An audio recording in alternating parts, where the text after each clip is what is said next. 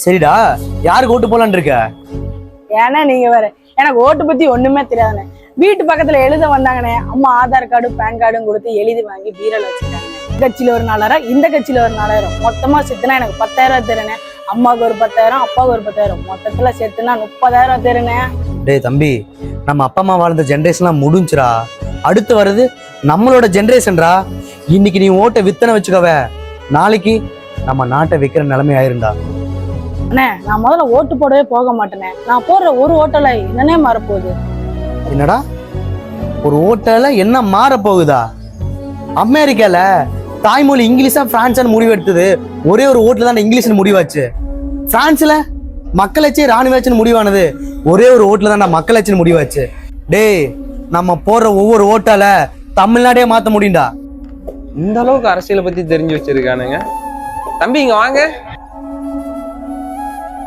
சத்தி, இவ்வளவு விஷயம் எப்படா தெரிஞ்சு வச்சிருக்க? எனக்கு நினைவு தெரிஞ்சிருந்து நியூஸ் பேப்பர் படிக்க ஆரம்பிச்சேனே, அதுக்கப்புறம் ஹிஸ்ட்ரி படிக்க ஆரம்பிச்சேனே. ஹிஸ்ட்ரி படிக்க ஆரம்பிச்சதுக்கு அப்புறம் தான் இந்த கொஞ்சம் கொஞ்சம் விஷயங்கள் தெரிஞ்சுனே. அண்ணா, அரசியலை பத்தி உங்களோட கருத்து என்னண்ணே? தம்பி, எனக்கு பெருசா அரசியல் நாலேஜ் எல்லாம் எதுவும் கிடையாது. ஆனா எனக்கு தெரிஞ்சது வேணுமா நான் சொல்றேன். நான் அந்த டூரிஸ்ட் பிளேஸ் திருவிழாக்கெல்லாம் போவேன். அங்க பார்த்தேன்னு வச்சுக்கவே சின்ன சின்ன குழந்தைங்களாம் பேனா வச்சுட்டு பொம்மை வச்சுட்டு இருப்பாங்க. 20 ரூபா 30 ரூபாய் கையேந்தி நிற்பாங்க. அவங்க கிட்ட ஸ்கூல் போகலையேன்னு நான் கேட்டா, எங்க அப்பா அம்மா பொம்மை வித்தாங்க, பேனா வித்தாங்க, அதனால நாங்களே வித்துட்டு இருக்கோம்னு சொல்லுவாங்க. அதெல்லாம் சொல்லும் போது ரொம்ப கஷ்டமா இருக்கும்.